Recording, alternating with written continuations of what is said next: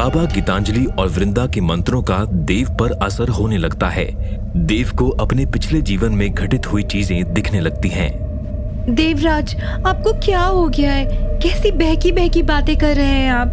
हमारा अभय जिंदा है। जो गुनाह मैंने किया ही नहीं, उसकी आप मुझे सजा नहीं दे सकते हैं। मेरा अभय बिल्कुल ठीक है। किशन जी मालिक, लेके आओ। देवराज के हुक्म पर किशन अभय की लाश को गोद में उठा के लेके आता है और गीतांजलि के सामने खड़ा हो जाता है। उसे देख गीतांजलि जोरों से चिल्लाती है और बेहोश हो जाती है। जब अंजलि को होश आता है, वो देखती है उसे एक काल कोठरी में बंद कर दिया गया है। वहां घना अंधेरा है और वो जोर जोर से चिल्ला रही है, पर उसकी आवाज सुनने के लिए दीवारों के अलावा कोई नहीं।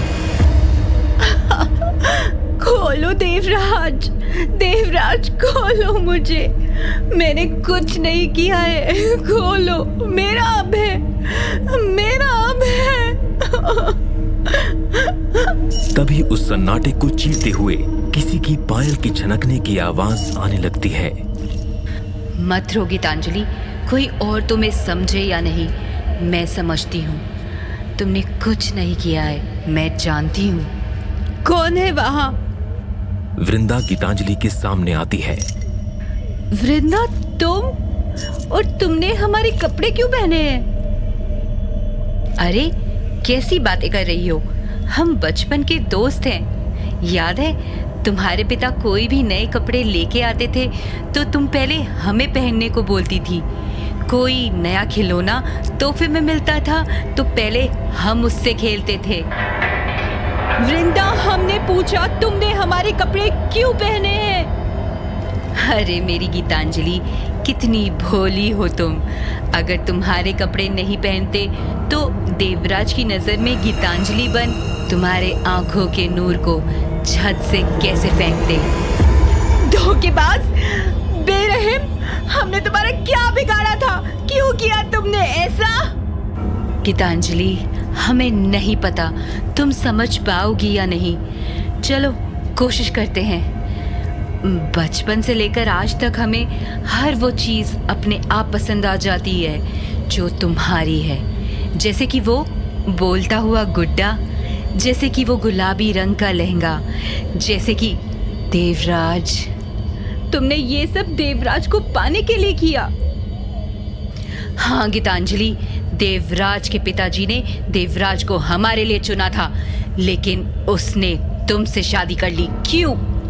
क्योंकि तुम्हारे पिताजी के पास ज्यादा दौलत थी। हमारे पिताजी ने हमें चुप रहने को कहा क्योंकि उन्हें तुम्हारे पिता ने दोस्ती का वास्ता दिया था। जब जब हमने तुम्हें देवराज के साथ देखा, हमारी दोस्ती नफरत में बदलती गई। वृंदा, हम दोस्त थे। तुम अपने आप को दोस्त बोलती हो? कैसी दोस्त हो? ये नहीं समझ पाई कि हम देवराज को पसंद करते थे, करते हैं और करते रहेंगे। एक बार हमें कह देती कि तुम देवराज को पसंद करती हो, हम कभी इस रिश्ते के लिए हाँ नहीं कहते, छोड़ देते उन्हें। अच्छा चलो, तब नहीं कहा तो अब कह देते हैं, देवराज को पसंद करते हैं, छोड़ दो उन्हें। ये बात सुन गीतांजलि अपना होश खो देती है और उसका गला दबाने लग जाती है। छोड़ दो गीतांजलि, छोड़ दो। हमारे बच्चे ने तुम्हारा क्या बिगाड़ा था? उसे क्यों मारा? वृंदा जोर से गीतांजलि को धक्का देती है और वो जमीन पर जाकर गिर जाती है और वृंदा वहां से भाग जाती है। हमने कुछ नहीं किया, हमने कुछ नहीं किया। वृंदा ने मारा है उसे। देवराज, आप सुन रहे हैं? देवराज, ओ देवराज।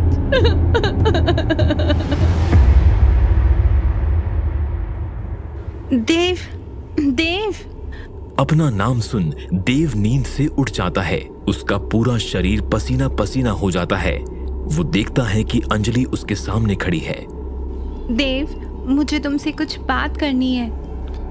अंजलि, तुम ये मत सोचना कि मैंने तुम्हें यहाँ रहने दिया है तो मैं तुम्हें माफ कर दूंगा। ये कभी नहीं हो सकता है। तुम यहाँ सिर्फ इसीलिए हो क्योंकि निखिल ने मुझसे रिक्वेस्ट की थी कि 16 दिन जब तक तुम्हारा इलाज चलेगा तब तक तुम्हें यहाँ रहने दूँ। उसके अलावा हमारे बीच कोई रिश्ता नहीं है। पर देव, तुम यहाँ से अब जा सकती हो। देव एक बार मेरी बात सुन तो लो। क्या सुनो अंजलि, तुमने मेरे शिवम भाई को मारा है। मैंने कुछ नहीं किया, मैंने कुछ नहीं किया देव। देव। अंजलि देव को बुलाती रहती है पर वो उसकी एक नहीं सुनता है और कमरे से चला जाता है। तभी अंजलि की आवाज सुन निखिल कमरे में आता है। क्या हुआ अंजलि? देव की नफरत मुझसे अब टॉलरेट नहीं हो रही है। I want him back, my old Dev. हौसला रखो अंजलि, सब ठीक होगा। हाँ, मैं हिम्मत नहीं हारूंगी। याद है निखिल, शमा ने कहा था कि बाबा, मंदाकिनी और वो वृंदा इसी महल में है। पर हम उन्हें ढूंढेंगे कैसे? एक मंत्र है जिसकी मदद से हम दोनों वहां पहुंच जाएंगे जहां पर वो तीनों हैं। उस मंत्र की ताकत से निखिल और अंजलि उस खुफिया कमरे में पहुंचते हैं। निखिल, मुझे ऐसा क्यों लग रहा है जैसे मैं यहाँ पहले कभी आई हूँ। यहाँ दाईं तरफ एक बड़ा सा भूरे रंग का दरवाजा है, उस पर एक शेर बना है। दरवाजे का एक हैंडल टूटा हुआ है। जैसे जैसे अंजलि बोलती जाती है, निखिल देखता है कि अंजलि की कही हुई हर बात सच है। वहाँ एक बड़ा सा दरवाजा है जिस पर शेर बना है और उसका एक हैंडल टूटा है। निखिल और अंजलि उस दरवाजे के अंदर जाते हैं और देखते हैं कि बाबा, वृंदा और मंदाकिनी हवन कर रहे हैं।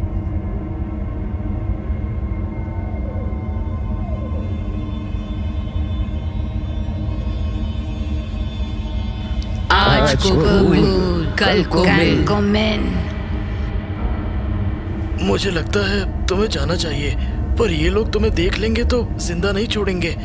तुम श्योर हो? नहीं, हम उन्हें देख सकते हैं पर वो नहीं। अंजलि मंदाकिनी के पास जाती है और उसके कान में कहती है, मंदाकिनी, मैं जिंदा हूँ। मंदाकिनी मंत्र बोलते बोलते रुक जाती है। क्या हुआ? मंत्र क्यों रोका? नहीं, कुछ नहीं। आज को भूल, कल को मिल। आज को भूल, कल को मिल। मंदाकिनी, मैं जिंदा हूँ। अंजलि की आवाज सुन मंदाकिनी फिर रुक जाती है। मंदाकिनी, तू मंत्र बोलते बोलते रुक नहीं सकती है। मंत्र का असर कम हो जाएगा। मैंने उसकी आवाज सुनी। किसकी? गीतांजलि की। उसने कहा वो जिंदा है। क्या बकवास कर रही है माँ? गीतांजलि को मरे बरसों हो चुके हैं। अगर वो जिंदा होती तो हम नहीं होते। मैंने उसकी आवाज सुनी है, वो यही है। मुझे लगता है तेरे शरीर के साथ तेरा दिमाग भी बुढ़ा होता जा रहा है। सही कहा, तू भी गीतांजलि और अंजलि की तरह बेकार हो गई है।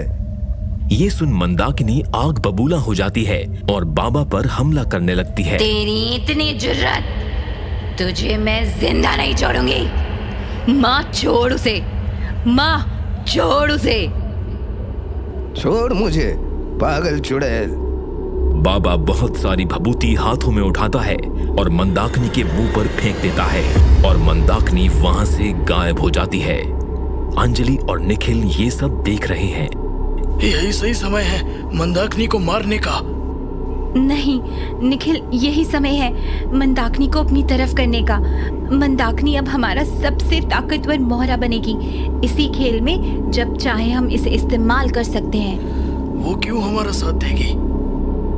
एक जख्मी घोड़े से ताकतवर कोई और नहीं होता। आज मंदाकिनी के मन में अपनी बेटी वृंदा के लिए नफरत भर चुकी है।